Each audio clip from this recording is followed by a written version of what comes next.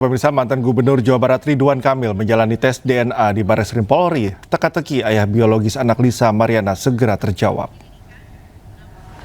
Ada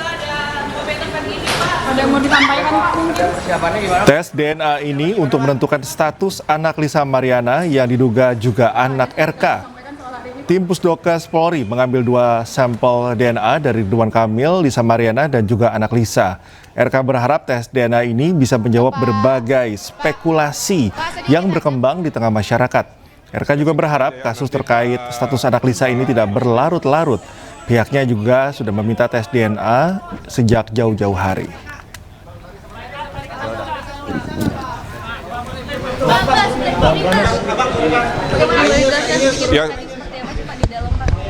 Saya hari ini hadir melaksanakan kewajiban hukum atas perintah hukum juga, dan kita sudah mengirimkan surat permohonan ini sudah lama. Jadi kita berinisiatif biar nggak berlarut-larut, biar tuntas, sehingga masyarakat tidak disuguhi oleh hal-hal yang tidak sepenuhnya perlu dijadikan konsumsi publik, kira-kira begitu.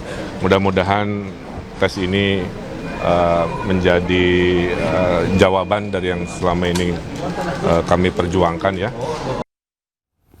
Selain itu, pemirsa, selebgram Lisa Mariana juga menyelesaikan rangkaian tes DNA di Barreskrim Polri.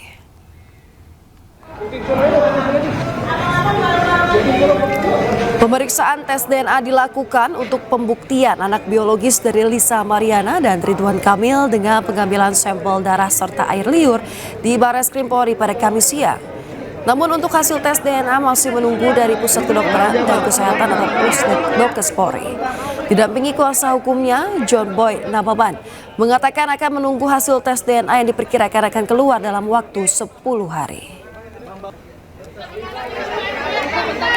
Pengambilan sampel berjalan dengan lancar, alhamdulillah.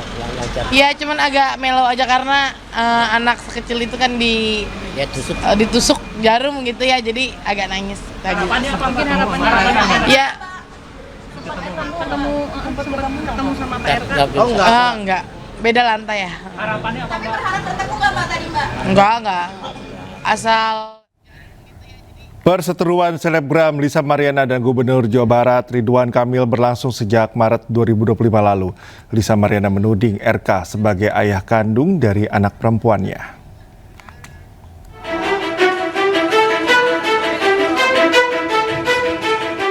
Berseteru sejak Maret lalu terkait siapa ayah kandung anak perempuan selebgram Lisa Mariana, hari ini akhirnya Lisa dan Ridwan Kamil menjalani tes DNA. Sebelumnya pada April 2025, Lisa Mariana akhirnya muncul ke publik dan mengeluarkan pengakuan mengejutkan. Dengan sangat yakin, Lisa menyebut berpacaran dengan RK hingga memiliki anak dengan mantan Gubernur Jawa Barat tersebut. Dari bulan Mei lanjut ke bulan Juni, saya ke Palembang diundang sama Pak RK, ya itu hubungannya udah pacaran ya, gitu saat itu. Sepekan setelahnya muncul pria bernama Revelino Tuase yang mengaku sebagai ayah biologis anak Lisa. Melalui kuasa hukumnya El Manik, Revelino membantah anak Lisa Mariana yang berinisial CA sebagai anak Ridwan Kamil. April 2025, Ridwan Kamil resmi melaporkan Lisa Mariana ke Barreskrim Polri atas pencemaran nama baik. Saat itu pihak RK pun menyebut siap melaksanakan tes DNA jika demi prosedur hukum. Barreskrim Polri kemudian memeriksa Lisa Mariana pada 17 Juli 2025. Sementara Lisa Mariana telah terlebih dahulu mengugat Ridwan Kamil secara perdata di Pengadilan Negeri Bandung. Lisa menuntut hak identitas anaknya dan meminta RK membayar 10 miliar. Pemirsa, sidang lanjutan kasus dugaan pemerasan serta pencucian uang yang menjerat Nikita Mirzani berlangsung ricuh. Kericuhan tersebut terjadi lantaran pihak Nikita menganggap jaksa tidak netral, selalu memotong keterangan saksi.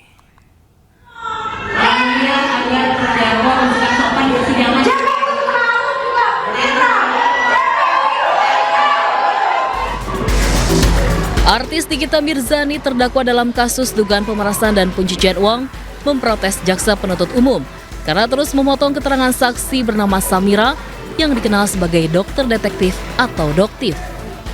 Bahkan Nikita juga menyebut jaksa penuntut umum tidak netral.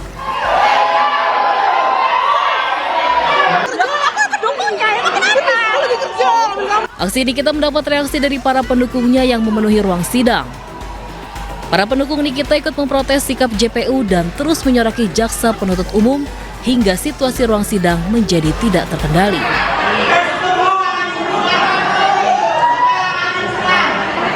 Bahkan sejumlah pendukung Nikita sampai terjatuh di ruang sidang. Polisi yang mengamankan jalannya sidang mengevakuasi pendukung Nikita yang terjatuh. Karena kericuhan tidak kunjung berakhir, sidang yang berlangsung di Pengadilan Negeri Jakarta Selatan ini akhirnya diskor sementara oleh majelis hakim. Kita ke informasi lainnya, pemirsa. Seorang ibu korban penembakan menangis histeris di ruang sidang Pengadilan Militer Medan, Sumatera Utara.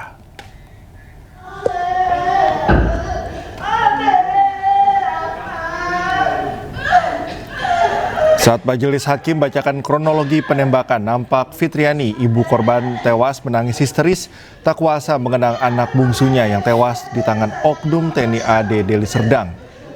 Keluarga korban juga nekat mengibarkan bendera One Piece di depan majelis hakim usai dibacakannya putusan kedua terdakwa. Merespon hal tersebut, keluarga korban kemudian dipaksa keluar dari ruang sidang oleh petugas Pengadilan Militer Medan. Dalam sidang ini, kedua terdakwa divonis 2,5 tahun penjara, dikurangi masa tahanan sementara dan pidana tambahan pemecatan dari dinas militer. Kedua terdakwa juga didenda 200 juta rupiah. Terkait putusan ini, ibu korban merasa tidak puas. Dakwa 1, pidana pokok, pidana penjara selama 2 tahun dan 6 bulan. Dikurangi selama terdakwa menjalani penahanan sementara, denda sejumlah 200 juta rupiah, apabila tidak dibayar diganti dengan kurungan selama 1 bulan, pidana tambahan dipecat dari dinas militer. Terdakwa 2, pidana pokok, pidana penjara selama 2 tahun dan 6 bulan, dikurangi selama terdakwa menjalani penahanan sementara, denda sejumlah 200 juta rupiah, apabila tidak dibayar diganti dengan kurungan selama 1 bulan. Pidana tambahan dipecat dari dinas militer. Puas karena yang sipil aja yang membantu mereka aja dihukum 4 tahun penjara. Kenapa mereka cuma 2 tahun 6 bulan? Saya tidak terima. Ya setidaknya mereka di atas sipil 4 tahun ke atas. Ya 5 tahun atau 6 tahun lah. Iya, saya kena dibacakan kronologi anak saya, jadi saya nggak sanggup dengarnya. Dia waktu yang dibacakan dia di visum, hasil visum, sehingga ya dapat betul mereka. Pemirsa, sidang perdana 11 warga adat Mabasangaci di Pengadilan Negeri Sohasio diwarnai protes keras dari keluarga. Mereka menyesalkan sidang digelar mendadak secara virtual dari rutan Tidore.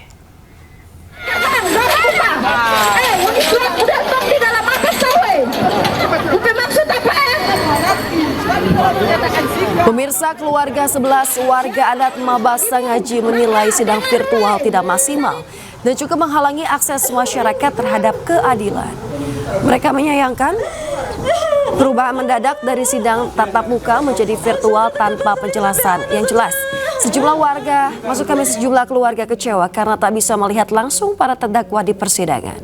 Mereka meminta sidang selanjutnya dibuka untuk umum agar terjamin transparansi proses hukum. Sebelumnya puluhan warga Mabasangaci protes tambang nikel yang dianggap merusak hutan adat dan juga sungai. 11 orang ditangkap dan menjadi tersangka. Minta supaya persidangan ini dibuat secara terbuka ya di pengadilan, secara offline tidak online, supaya semua orang bisa mengakses, publik bisa mengakses, begitu teman-teman media juga bisa mengakses ini, karena ini kan memang kasus yang menarik perhatian publik ya, bukan kasus-kasus biasa, tapi ini adalah kasus perjuangan masyarakat adat untuk mempertahankan wilayahnya begitu.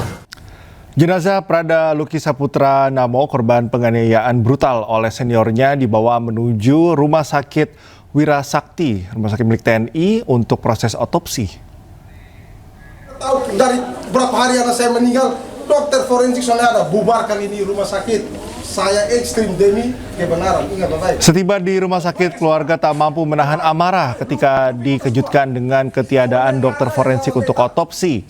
Jenazah Prada Luki Kepril Saputra Namo diduga korban penganiayaan oleh seniornya diantar ke Rumah Sakit Wira Sakti Kupang untuk proses otopsi. Namun sesampainya di rumah sakit, keluarga dikejutkan oleh kabar bahwa tak ada dokter forensik yang dapat melakukan otopsi di tempat tersebut.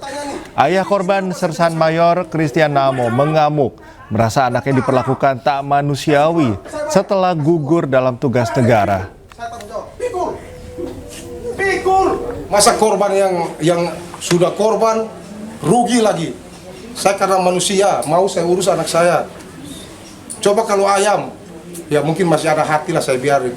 Manusia, jangankan anak saya kandung, orang lain aja saya mau urus kok, saya rela berkorban kok.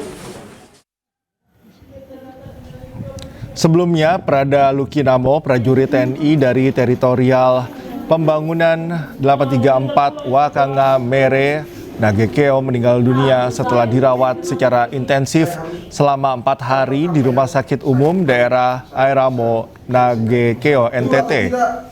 Menurut ayah Prada Luki, Sersan Mayor Christian Namo yang bertugas di Kodim 1627 Ritendau, saat dilarikan ke rumah sakit, anaknya mengaku ke dokter bahwa ia dianiaya sesama prajurit TNI saat diperiksa di ruang radiologi.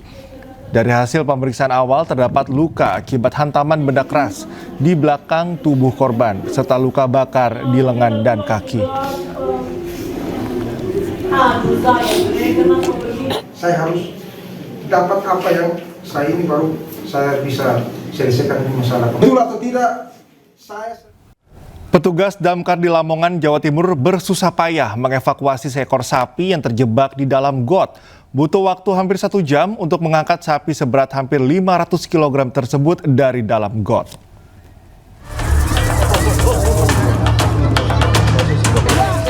Petugas damkar Lamongan, Jawa Timur mengevakuasi seekor sapi milik warga yang terjebak di got di depan rumah sang pemilik. Saat pemilik hendak memberi makan, tiba-tiba sapi lari hingga terperosok ke dalam got. Dibantu warga, pemilik sapi berusaha menolong secara mandiri, namun usahanya gagal sehingga mereka menghubungi petugas damkar. 7 petugas damkar yang tiba di lokasi langsung mengevakuasi dengan memanfaatkan tali dan kayu yang diikat pada tubuh sapi untuk kemudian ditarik bersama-sama dengan bantuan warga. Setelah hampir 1 jam, petugas akhirnya berhasil mengangkat sapi yang diperkirakan memiliki bobot hampir 500 kg itu ke permukaan. Evakuasi agak sulit, agak lama, soalnya apa? Sapinya itu lalu agak besar dan mepet, dan alhamdulillah berhasil dievakuasi dari pemadam kebakaran Lamongan selama 1 jam setengah. Pihak damkar Lamongan mengimbau masyarakat agar segera menghubungi petugas damkar jika terjadi keadaan darurat atau insiden penyelamatan lainnya. Dari Lamongan, Jawa Timur, Abdul Wahid melaporkan. Pemirsa, kemunculan ular sanca panjang 4 meter gegerkan warga di Taman Miring, Pulau Gadung, Jakarta Timur. Sementara di Sidoarjo, Jawa Timur, pemirsa, seekor buaya muara seberat 100 kg ditangkap petugas damkar.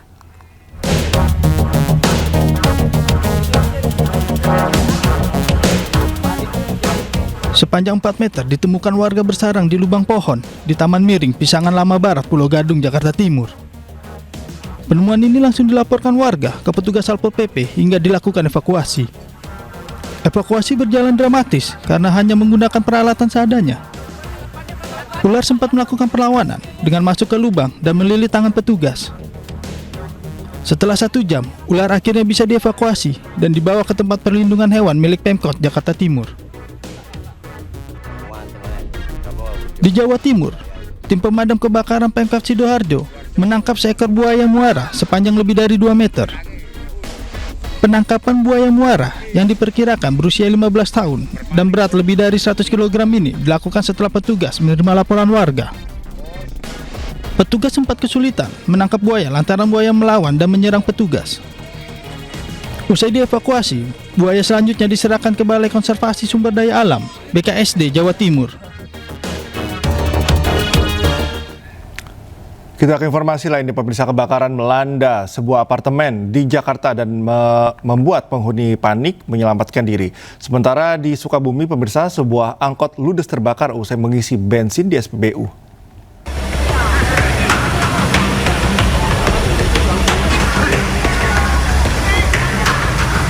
Kebakaran melanda sebuah apartemen di kawasan Sawah Besar, Jakarta. Sejumlah penghuni apartemen panik berhamburan keluar gedung untuk menyelamatkan diri. Belum diketahui pasti penyebab kebakaran, namun diduga api berasal dari korsleting listrik dari dalam gudang. Api berhasil dipadamkan setelah petugas naik menggunakan tangga untuk mencapai titik api. Meski tidak ada korban jiwa, namun kerugian akibat peristiwa ini ditaksir mencapai ratusan juta rupiah.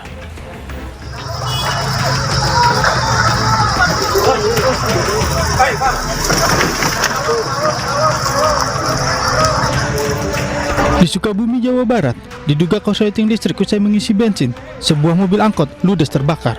Sopir angkot yang panik mendorong mobil ke tengah jalan agar api tidak menyambar. Api dengan cepat membesar dan membakar seluruh bagian mobil angkot. Petugas yang tiba di lokasi langsung berupaya padamkan api. Akibat kejadian ini, sopir angkot menderita luka bakar dan dilarikan ke rumah sakit. Kita ke informasi mancanegara, pemirsa. Di tengah upaya dunia internasional membantu warga Gaza yang kelaparan, Israel justru berupaya mempersulit bantuan dengan menghambat dan juga menarik pajak dari setiap truk yang melintas.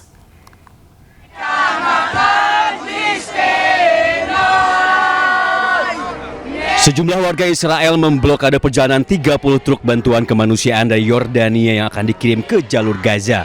Para pemukim ilegal ini menutup jalan Trans Yordania Palestina dengan barikade berantai manusia sambil menyanyikan slogan-slogan anti Gaza. Dikutip dari Al Jazeera, warga Israel ini juga melempari batu hingga merusak 4 truk bantuan. Di tempat lain, pemukim ilegal Israel juga menjarah dan merusak sejumlah truk berisi bantuan kemanusiaan. Paket-paket makanan yang terbungkus rapi rusak hingga tercecer di jalanan. Pihak keamanan Israel membiarkan ulah vandalisme yang dilakukan rakyatnya.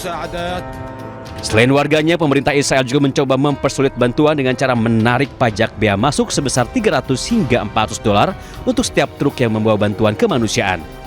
Juru bicara pemerintah Yordania Muhammad Amomani memprotes kebijakan Israel ini dengan menyebutnya sebagai upaya dengan sengaja menghalangi upaya menyelamatkan warga Gaza dari kelaparan. Krisis kelaparan di Gaza kian memprihatinkan. Warga menangis karena takut tidak mendapat makanan dan harus kembali menahan lapar. Pemandangan warga Gaza yang menangis histeris saat antre bantuan makanan dari dapur relawan menjadi pemandangan sehari-hari. Warga khawatir tidak bisa membawa pulang semangkuk makanan untuk keluarganya di rumah. Rumah sakit Gaza mencatat 8 orang tewas akibat kelaparan dalam waktu 24 jam. Jumlah warga yang meninggal dunia karena malnutrisi mencapai 188 orang.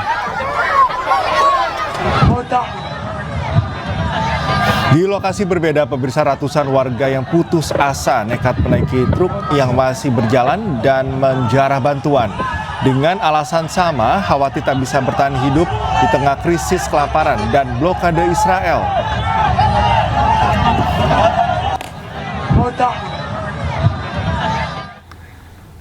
Pemirsa, penampakan kehancuran Gaza sejak 22 bulan perang Israel-Hamas memperlihatkan puing-puing berserakan.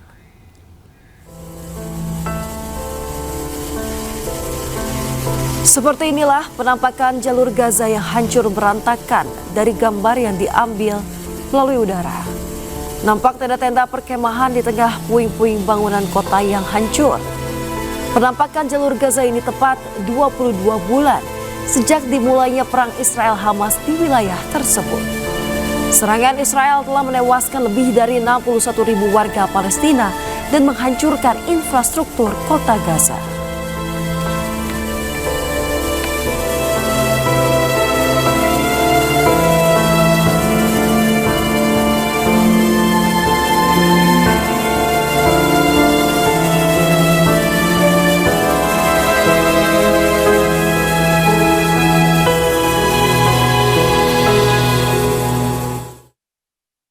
Pemirsa, Presiden Republik Indonesia Prabowo Subianto menyampaikan harapan agar Indonesia dan Malaysia dapat menyelesaikan polemik penamaan wilayah maritim secara damai.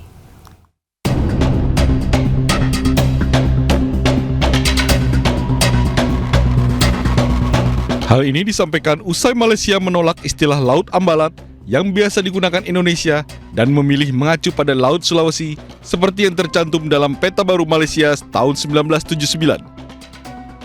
Prabowo menekankan pentingnya itikat baik dan tidak membawa isu ini ke ranah politisasi, mengingat hubungan kedua negara secara umum berjalan sangat baik. Ya, kita cari penyelesaian yang baik, yang damai, itu ada itikat baik dari dua pihak. Ya. Kita jangan biasalah ada mungkin intinya kita mau penyelesaian yang baik. Ya.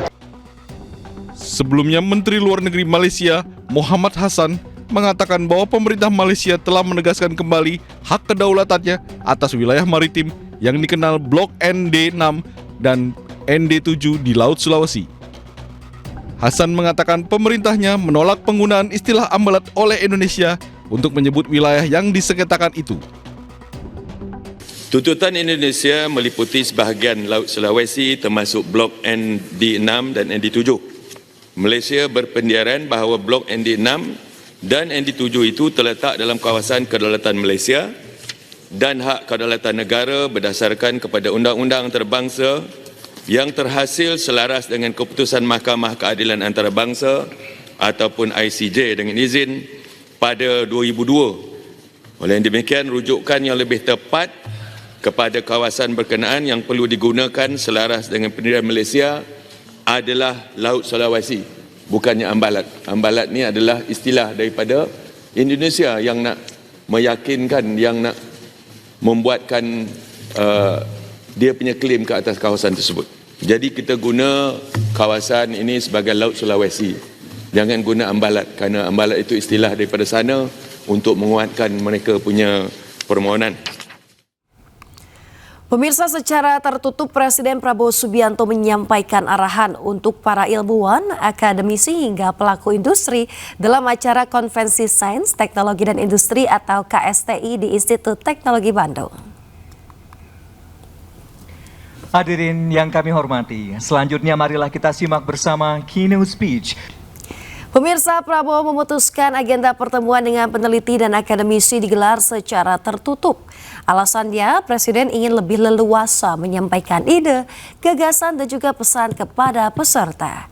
Presiden Prabowo mengajak seluruh ilmuwan tanah air untuk bahu-membahu dalam memajukan riset industri nasional demi mensejahterakan bangsa Indonesia. Selain itu, Presiden juga mendorong ilmuwan Indonesia untuk berkolaborasi dengan saintis dunia. PT Bahan Dahana, saudara, biar lebih bebas gitu ya. Jangan dipelintir, jangan dipolitisasi. Ini kan kita bicara ilmu. Kita bicara ilmu, sains, teknologi. Pemirsa, dukung program ketahanan pangan nasional. Program Presiden Prabowo Subianto Panen Raya di Lampung Timur cetak ribuan ton gabah untuk swasembada nasional.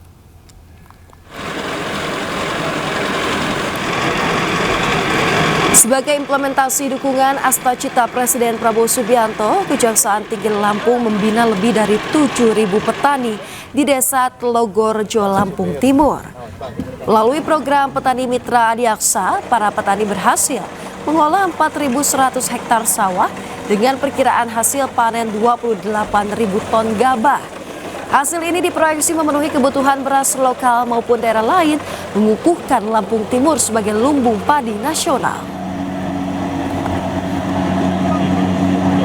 Di sini Kejaksaan Tinggi Lampung bersinergi sepenuhnya siap mendukung ketahanan pangan terwujud di Lampung Timur sesuai dengan arahan Bapak Presiden dalam Astacitanya dan juga sesuai dengan arahan dari Bapak Jaksa Agung Republik Indonesia. Pemirsa, 2 ex-menteri di Kabinet Jokowi diperiksa KPK. Mereka adalah ex-Mendikbudristek Nadiem Makarim dan mantan Menteri Agama Yakut Khalil Qobas.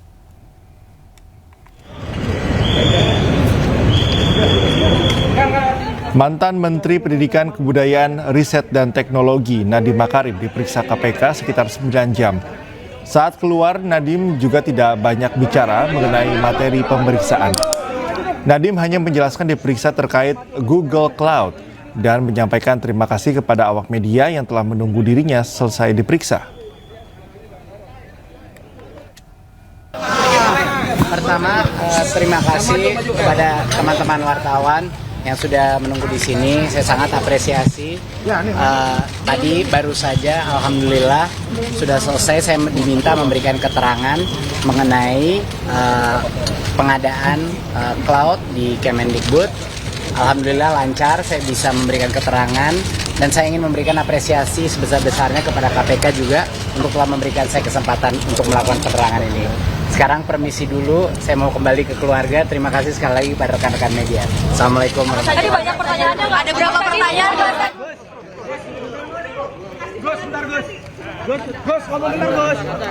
Memeriksa mantan Menteri Agama Yakut Khalil Qaumas. Yakut diperiksa selama 5 jam terkait dugaan korupsi kuota haji. Yakut mengucapkan terima kasih lantaran sudah diberi kesempatan mengklarifikasi dugaan rasuah di Kementerian Agama. Namun ia enggan memberikan penjelasan terkait materi apa saja yang didalami oleh KPK.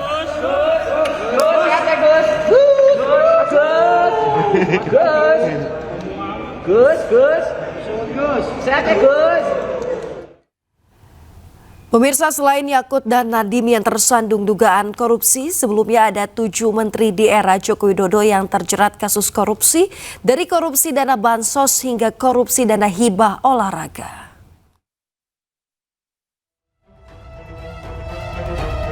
Yang pertama adalah Syahrul Yassin Limpo, Menteri Pertanian periode 2019 hingga 2023 ini ditetapkan sebagai tersangka oleh KPK dengan pasal pemerasan, gratifikasi, dan tindak pidana pencucian uang. Yassin dijatuhkan hukuman 12 tahun penjara dan denda 300 juta rupiah. Selanjutnya adalah Menteri Komunikasi dan Informatika periode 2019-2023, Johnny G. Plate. Johnny divonis 15 tahun penjara dan denda 1 miliar dalam kasus korupsi pengadaan menara BTS. Selanjutnya adalah Idrus Marham, Menteri Sosial periode Januari hingga Agustus 2018 ini tersandung kasus korupsi, kesepakatan kontrak kerja sama proyek PLTU Riau 1. Idrus divonis 3 tahun penjara dengan denda 150 juta rupiah. Selanjutnya adalah Menteri Pemuda dan Olahraga periode 2014-2019, Imam Nahrawi. Imam dijatuhkan hukuman 7 tahun atas kasus suap dana hibah KONI. Juliari Batubara, Menteri Sosial periode 2019-2020, dihukum 12 tahun penjara dan denda 500 juta rupiah. Dirinya terbukti terlibat korupsi dan bansos COVID-19. Yang terakhir adalah Tom Lembong, Menteri Perdagangan periode 2015-2016 ini ditetapkan sebagai tersangka dalam dugaan kasus tindak pidana korupsi impor gula dan divonis 4,5 tahun, namun kemudian dapat pengampunan dari Presiden. Pemirsa, KPK tetapkan 2 anggota DPR RI, Satori dan Heri Gunawan sebagai tersangka dugaan korupsi program sosial Bank Indonesia.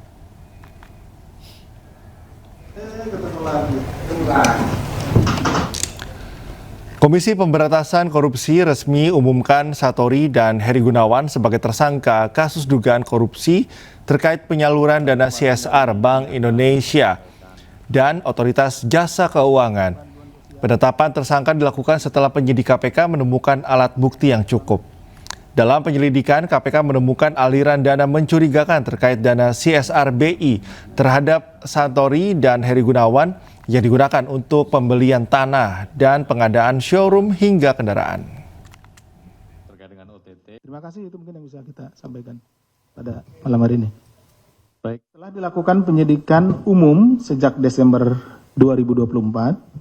Penyidik telah menemukan sekurang-kurangnya 2 alat bukti yang cukup dan kemudian 2 hari ke belakang menetapkan 2 orang tersangka sebagai berikut, yaitu HG selaku anggota Komisi 11 DPR RI periode 2019-2024. Kedua, ST selaku anggota Komisi 11 DPR RI periode 2019-2024. Pemirsa, uang lebih dari 500 miliar rupiah di Kejaksaan Tinggi Sumatera Selatan jadi lokasi swafoto. Uang setengah triliun tersebut merupakan sitaan kasus dugaan korupsi fasilitas pinjaman di Bank BUMN.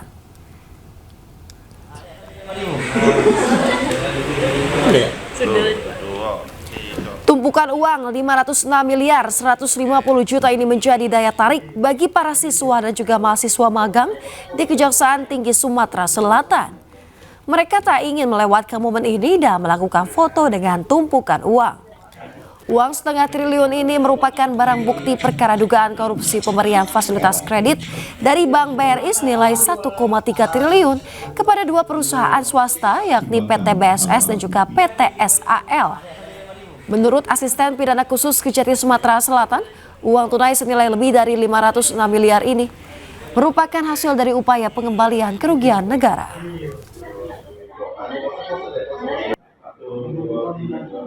Bahwa estimasi kerugian keuangan negara dalam perkara ini adalah sebesar 1,3 triliun rupiah, sehingga dari penyitaan terhadap barang bukti tersebut dapat dilakukan penyelamatan keuangan negara hampir mencapai mendekati nilai 1 triliun rupiah.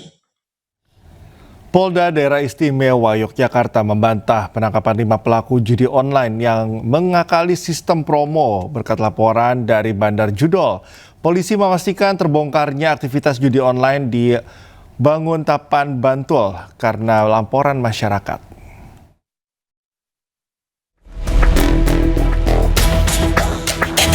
Kepolisian Daerah Istimewa Yogyakarta buka suara soal viralnya narasi di media sosial terkait judi online. Penyanyi Kunto Aji dan warganet menyoroti penangkapan 5 pemain judi online yang mengakali sistem promo di Banguntapan, Bantul. Mereka mempertanyakan siapa yang melaporkan kasus tersebut karena dinilai merugikan bandar. Direktur Reserse Kriminal Khusus Polda DIY AKBP Saprodin mengatakan pengungkapan kasus tersebut bukan karena laporan dari bandar maupun titipan dari bandar. Polisi memastikan penangkapan pelaku judol tersebut hasil tindak lanjut kepolisian atas laporan masyarakat. Masyarakat mencurigai adanya aktivitas di sekitar lokasi bermain judol. Penindakan judi online tersebut juga murni tindakan penegakan hukum. Pelapor memang sudah hasil lidik dan semuanya masyarakat yang baik mau melaporkan polisi itu sudah jempol dan tugas kami melindungi pelapor. Yang jelas tapi dari kita tidak ada istilah korporasi atau titipan bandar saya kena harus ditangkap, dan tidak ada satupun bandar yang kenal saya dan belum ada yang lobby saya. Sebelumnya di Treskrimsus Polda DIY menangkap 5 pelaku judi online dengan modus memanfaatkan promosi situs judol, di mana akun baru berpotensi menang lebih besar. Dalam 1 bulan, pelaku bisa mendapatkan keuntungan hingga 50 juta rupiah. Dari Sleman, Yogyakarta, Heru Trijoko, iNews melaporkan.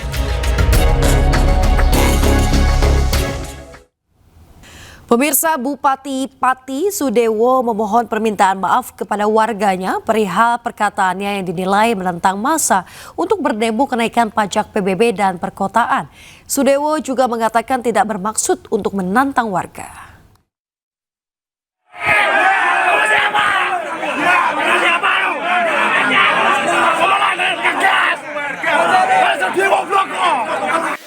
Bupati Pati Sudewo meminta maaf terkait ucapannya yang terkesan menantang massa untuk berdatangan berdemonstrasi menolak kebijakan kenaikan pajak bumi dan bangunan hingga 250%.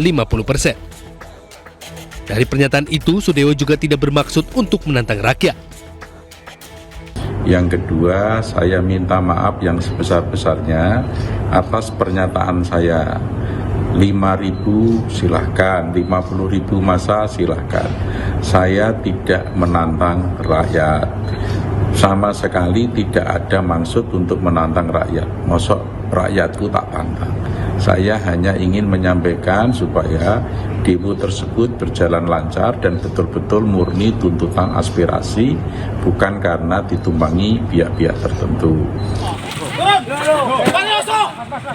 Mas, apa salah kami?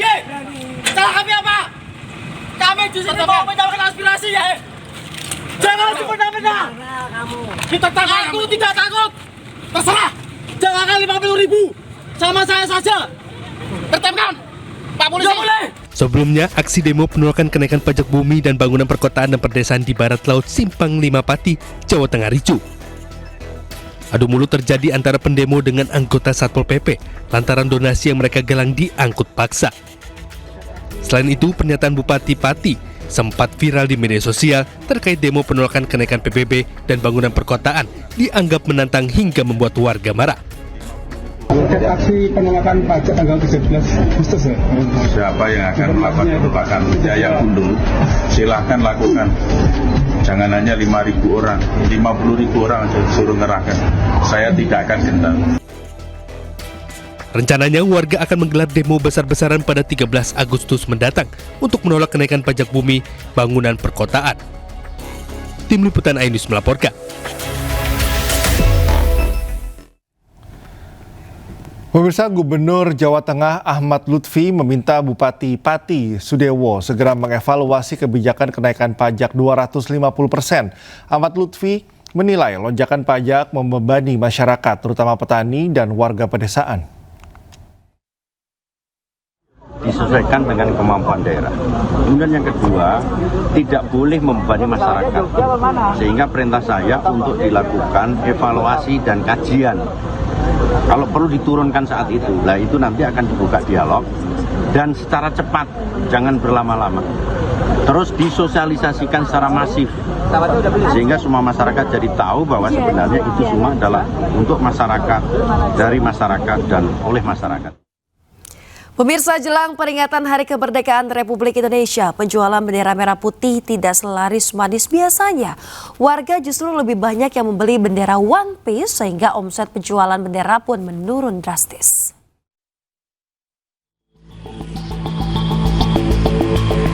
Jelang peringatan Hari Kemerdekaan Republik Indonesia, biasanya pedagang musiman menikmati lonjakan penjualan bendera merah putih.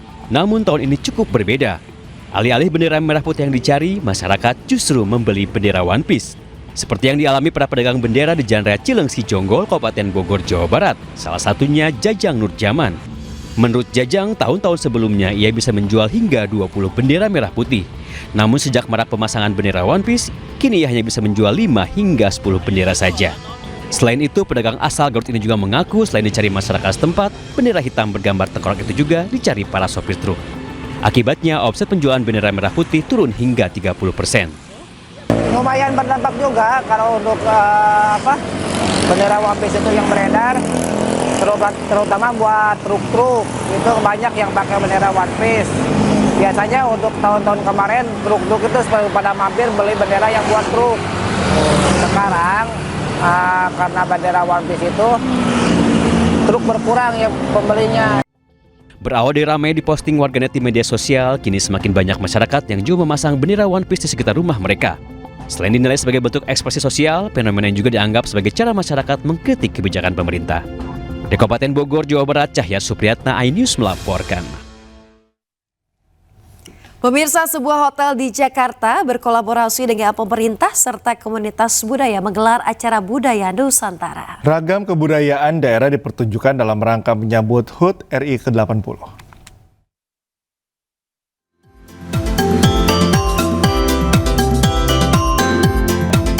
Dalam rangka memperingati hari ulang tahun kemerdekaan Republik Indonesia yang ke-80, Hotel Borobudur Jakarta kembali menggelar program Discover sepanjang bulan Agustus 2025. Mengusung tema Discover Nusantara, program ini bukan hanya menampilkan keindahan seni dan budaya dari berbagai daerah, namun juga menjadi wadah untuk mendorong pariwisata berkelanjutan dan pertumbuhan UMKM. Kegiatan ini terselenggara kerjasama dengan Forkapsi, Forum Pembauran Kebangsaan Indonesia Gastronomi Community, serta pemerintah Provinsi Gorontalo, Papua, dan Sulawesi Barat. Pada acara pembukaan, beragam pertunjukan seni ditampilkan, tak ketinggalan talk show tentang diplomasi budaya juga digelar. Program Discover ini adalah salah satu inisiasi dari Hotel Borobudur Jakarta untuk mendukung pemerintah melalui pariwisata berkelanjutan dalam rangka mendukung kebudayaan, kesenian, kemudian ekonomi kreatif dan lain sebagainya. Di mana pada bulan Agustus ini kami mengusung tema Discover Nusantara dalam rangka ulang tahun kemerdekaan Indonesia yang ke-80. Ini merajut keberagaman, tentunya dalam rangka memperingati, dalam waktu dekat kita akan memperingati hari ulang tahun kemerdekaan Republik Indonesia. Dengan merajut keberagaman ini dalam sebuah Discover Nusantara, kami sangat menyambut baik dan mendukung, terutama juga ini masuk juga di program Astacitanya dari Bapak Presiden Bapak Prabowo. Puncak perayaan akan berlangsung pada 17 Agustus melalui upacara kemerdekaan, pawai Nusantara, dan beragam perlombaan tradisional yang akan menghadirkan suasana kebangsaan yang meriah. Hotel Borobudur Jakarta mengajak seluruh masyarakat untuk ikut berpartisipasi dan menyelami kekayaan budaya Nusantara yang merupakan warisan bangsa. Dari Jakarta, Jen Cahyani, Aulia Syah, Rizky Yulianto, iNews melaporkan. Informasi selanjutnya, pemirsa, pameran alat kesehatan bertaraf internasional digelar di Jakarta. Ya, acara ini diikuti 60 perusahaan dari 12 negara.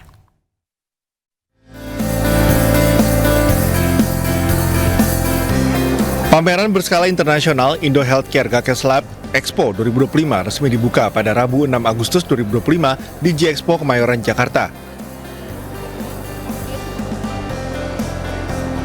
Pameran alat kesehatan ini menampilkan ragam inovasi teknologi kesehatan terkini dari dalam dan luar negeri, serta membuka ruang kolaborasi strategis antar pelaku industri, pemerintah, dan masyarakat. Pameran yang diinisiasi Krista Exhibition dan Gakes Lab Indonesia diikuti 60 perusahaan dari 12 negara. Terima kasih dan kami bangga bahwa bisa kembali menghadirkan Indo Healthcare Gakes Lab Expo sebagai platform penting bagi pelaku industri kesehatan yang saling terhubung, bertukar pengetahuan, menampilkan teknologi alat kesehatan dari hulu sampai hilir, menunjukkan kemampuan industri kesehatan yang diwakili oleh para pelaku industri kesehatan anggota Gakes Lab Indonesia. Sebagai Ketua Umum Gakes Lab Indonesia, saya menyampaikan apresiasi setinggi-tingginya kepada seluruh pihak yang telah mendukung terselenggaranya kegiatan ini, baik dari sektor pemerintah, swasta, industri alat kesehatan, hingga tenaga medis dan akademisi. Dalam kegiatan ini juga digelar Rakernas Gakes Lab Indonesia serta seminar nasional Work Edukatif dan Deks konsultasi membahas seputar isu-isu kesehatan krusial. Seorang pria warga negara asing asal Australia mengamuk dan membuang sejumlah barang hingga sepeda motor milik warga di Jalan Bisma, Ubud, Bali. WNA tersebut juga sempat melukai tangannya dengan pisau.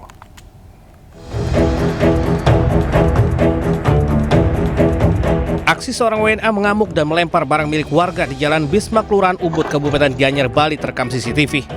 Selain membuang barang milik warga, WNA pria ini juga membuang sepeda motor milik warga yang tengah terparkir. Berbekal hasil rekaman, warga pun melaporkan kejadian ke Polsek Ubud. Usai dilakukan pemeriksaan, WNA tersebut diketahui mengalami depresi. Bahkan WNA tersebut diketahui sempat melukai tangannya dengan pisau. WNA tersebut terduga depresi. Jadi bermalam estimasi akhir Agustus sampai kurang lebih 15 hari di salah satu villa di Jalan Bisma, kemudian depresi, gangguan. Selanjutnya WNA yang terkait telah dijemput dan pindah bersama rekannya. Dari Gianyar, Bali, Ketut Catur Kusumaningrat, iNews melaporkan. Pemirsa, lepas pengawasan orang tua saat bermain, jari telunjuk seorang bocah perempuan berusia 5 tahun di Goa, Sulawesi Selatan masuk dan juga terjepit di dalam mesin pompa air. Proses penyelamatan oleh petugas rescue damkar berlangsung dramatis. Ada kejepit pipinya Pak Salim. Tidak bisa keluar jari-jarinya di mesin pompa. Bocah 5 tahun ini menangis kesakitan saat tim rescue damkar berusaha melepaskan jari telunjuknya yang terjepit dalam mesin pompa air di Kelurahan Niranuang, Kabupaten Goa, Sulawesi Selatan. Proses penyelamatan dimulai mengolesi jari korban dengan minyak goreng dan sabun cair agar lebih mudah ditarik dari lubang mesin. Selang 1 jam, jari bocah akhirnya bisa diselamatkan. Sebelumnya, ayah bocah sempat berusaha menyelamatkan jari tangan anaknya, namun hingga 2 jam tidak juga membuahkan hasil. Tangan anak tersebut tidak bisa terlepas dikarenakan terjepit di dalam mesin air. Jadi kami menggunakan satu cara dengan mengoleskan minyak. Petugas damkar mengimbau orang tua selalu mengawasi aktivitas buah hatinya saat bermain agar kejadian serupa tidak terulang. Dari Kabupaten Goa, Sulawesi Selatan, Bukma melaporkan. Seorang pemuda diduga gelandangan meronta hebat saat ditangkap anggota Satpol Pamong Praja di kawasan Menteng, Jakarta. Ia akhirnya digendong paksa dimasukkan ke mobil patroli. Bawa lari itu.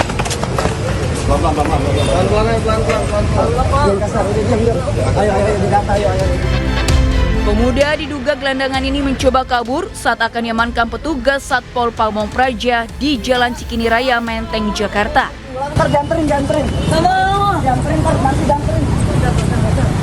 Upaya petugas menenangkan pemuda tersebut justru direspon dengan perlawanan.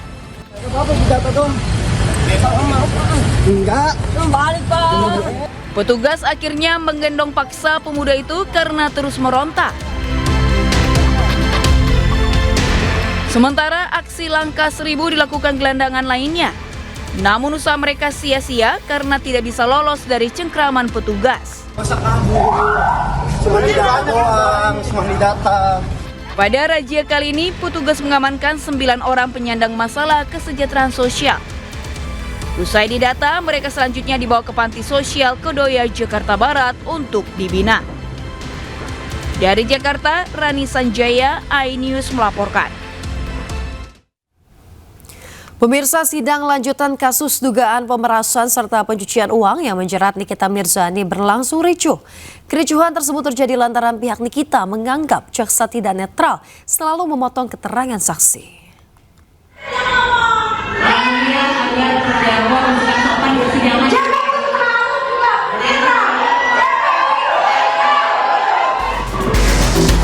Artis Nikita Mirzani terdakwa dalam kasus dugaan pemerasan dan pencucian uang memprotes jaksa penuntut umum karena terus memotong keterangan saksi bernama Samira yang dikenal sebagai dokter detektif atau doktif. Bahkan Nikita juga menyebut jaksa penuntut umum tidak netral.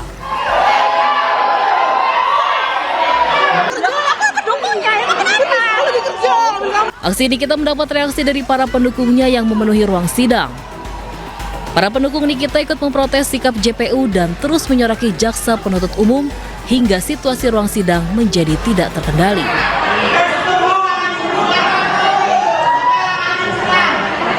Bahkan sejumlah pendukung Nikita sampai terjatuh di ruang sidang. Polisi yang mengamankan jalannya sidang mengevakuasi pendukung Nikita yang terjatuh. Karena kericuhan tidak kunjung berakhir, sidang yang berlangsung di Pengadilan Negeri Jakarta Selatan ini akhirnya diskor sementara oleh majelis hakim.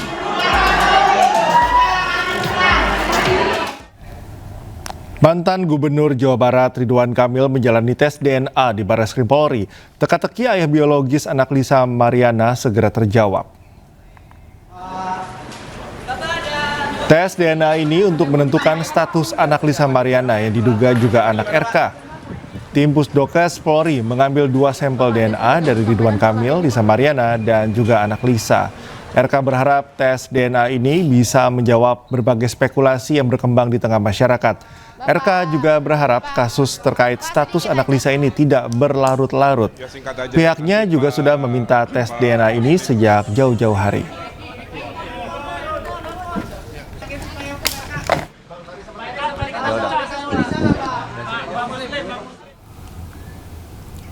Selain itu, pemirsa, selebgram Lisa Mariana juga menyelesaikan rangkaian tes DNA di Barreskrim Polri.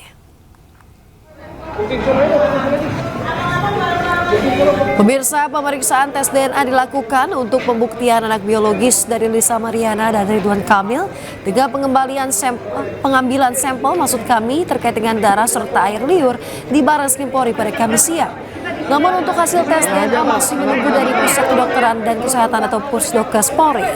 Didampingi kuasa hukumnya, John Boy Nababan mengatakan akan menunggu hasil tes DNA yang diperkirakan akan keluar dalam waktu 10 hari.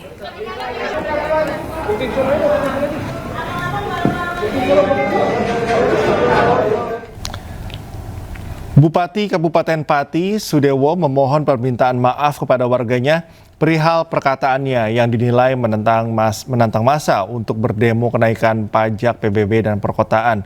Sudewo juga mengatakan tidak bermaksud untuk menantang warga.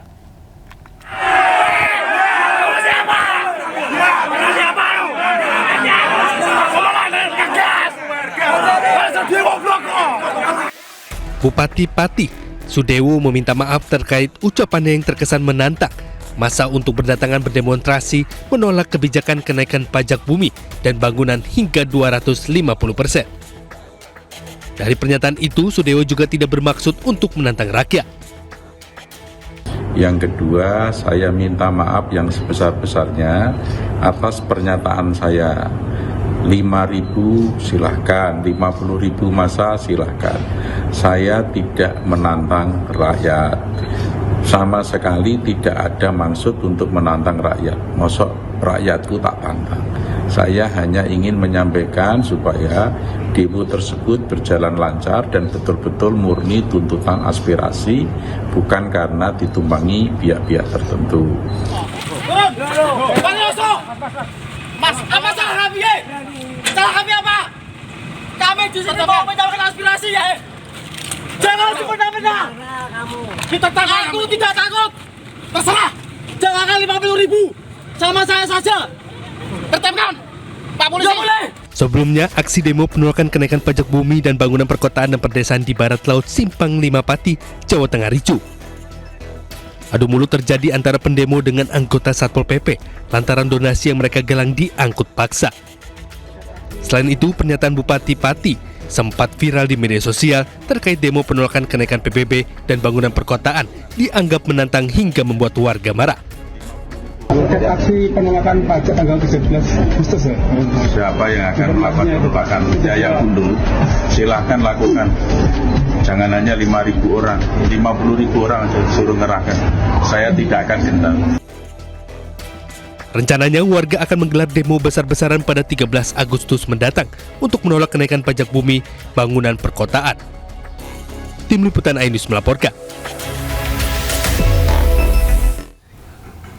Pemirsa, kericuhan warnai event Bupati Cup yang dilaksanakan di lapangan pemuda Kota Waingapu, Kabupaten Sumba Timur, NTT.